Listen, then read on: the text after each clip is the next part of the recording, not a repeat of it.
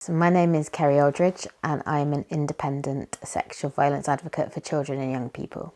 My role is to provide emotional and practical support for children and young people when they're going through the criminal justice process. So the support that I would provide in my role would be around telephone support to families, so to parents.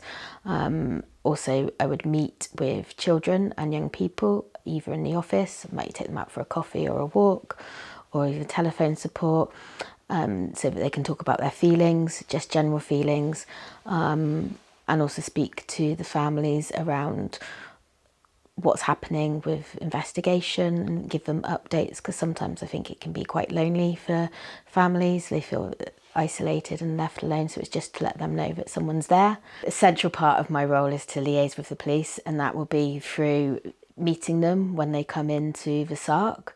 That would be via the telephone updates, email updates, just keeping that line of communication open really, and trying to get updates and things to provide the families. Also, it may be that the families have questions or information, so I can pass that back to the police as well. So in terms of post-trial support, one of the main things is important that people have access to counselling.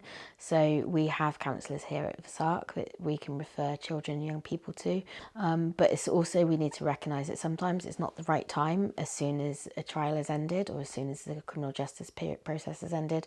So it's about making sure they have access and information as how they can get that support in the future. I think my main message would be is around that this is your truth and this is your story, and that there are people out there that really want to care and want to listen to you and want to help. It can be quite scary and people can feel alone and feel that people will judge them. And I think it's around saying that there is no judgment, that people are there, they want to listen and they want to hear their truth and help them through that process. So just to ask for help.